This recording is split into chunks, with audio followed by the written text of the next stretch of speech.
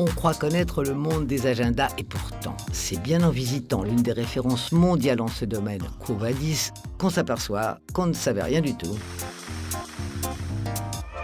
Il suffit de se poser la question « Que ferons-nous sans agenda ?» pour éprouver comme un léger vertige.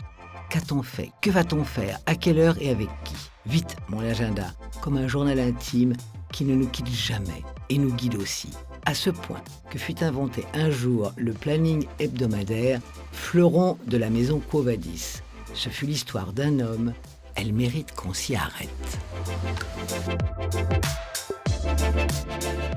C'est une histoire unique, parce qu'elle est née avec le docteur Beltrami, il y a plus de 60 ans, qui voulait une organisation spécifique pour lui. Et donc il a dessiné sa grille d'agenda qui lui permet de voir ses rendez-vous d'un seul coup d'œil sur une feuille. Il a utilisé d'ailleurs un tampon encreur avec lequel il tamponnait les pages une par une.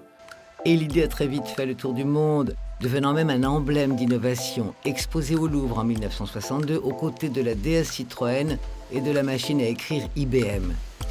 Avant lui, personne n'y avait pensé, mais ça, c'est le propre de toutes les inventions. On me pose souvent la question de l'agenda planning qui n'a que 60 ans. Mais c'est vrai qu'avant, on n'utilisait que des agendas papier avec une journée à la page. Et cette déclinaison en agenda planning, effectivement, est assez récente. Retracer l'évolution de l'agenda, c'est aussi retracer l'évolution de la société depuis une cinquantaine d'années. Et l'on s'aperçoit que la femme a été l'avenir de l'agenda. Pendant toute la période des années 60, 70 et une partie des années 80, l'agenda était utilisé majoritairement par des hommes pour un usage professionnel. C'était principalement lié au fait que les femmes n'occupaient pas, ou très peu, de fonctions autonomes dans lesquelles elles avaient à gérer leur temps.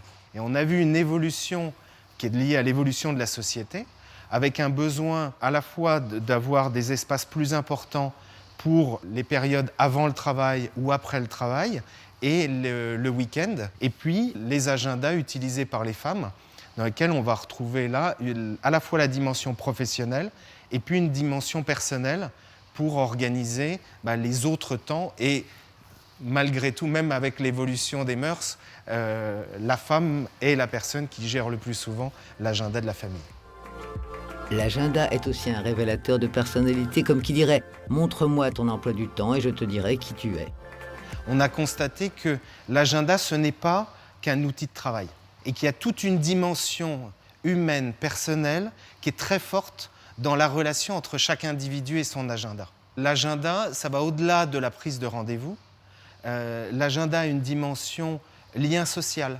Le fait d'avoir un agenda rempli, c'est ma relation avec les autres que je vais retrouver.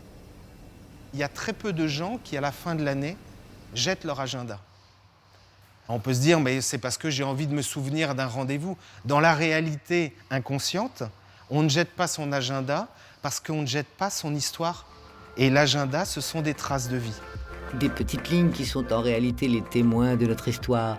Voilà peut-être l'une des raisons de la résistance persistante du papier face au tout numérique.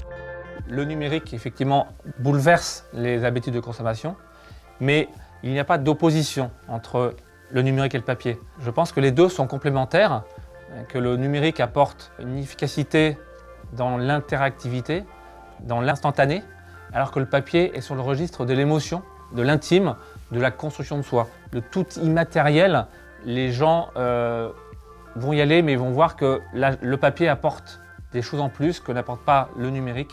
Donc que les deux sont complémentaires. L'un est sûrement plus complémentaire que l'autre, mais lequel ?